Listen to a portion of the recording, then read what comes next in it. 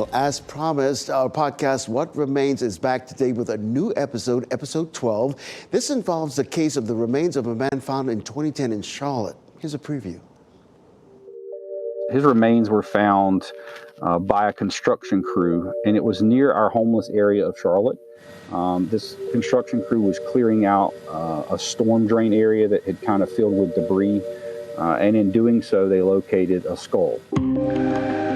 From WRAL Studios, this is What Remains, where we'll dig into the stories of connecting unidentified human remains to the missing and the murdered.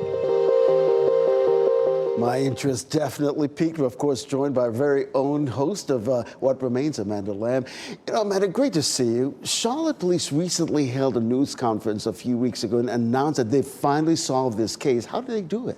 They did, and you know what's exciting? Now that we are kind of doing this in real time, we're able to follow these new cases. So this case was a 2010 case. The cold case unit at the Charlotte-Mecklenburg Police Department started looking into it, and they got a call, a cold call, if you will, from a forensic genealogist that we've talked to before, Leslie Kaufman, here in the Wake County area, and she said, hey, I'm working on this case too. Let's team up. And they were able to put a name to those remains. Yeah, and that name is Napoleon McNeil, and it has ties to the triangle because after identifying him, they were able to get a DNA sample from his brother right here in Garner. Exactly. And you know, they had not seen Napoleon McNeil since 2009. They didn't know what happened to him. They thought he might be living on the streets, but they thought he was in the Raleigh area. So this was a big surprise. So even when someone is estranged from their family, it's really important for them to get those answers. Yeah, and not only getting those answers, this also has a far-reaching effect because it opened the door for other cases to be solved. Right, and that's what this episode is really about. So they looked at this case as a test case and said, wow, this works. DNA testing now works better than ever. Forensic genealogy works.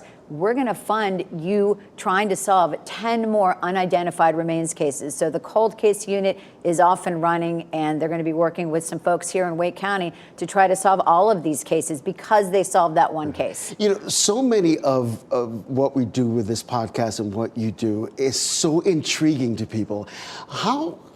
When you see people on the street, what comments do you get?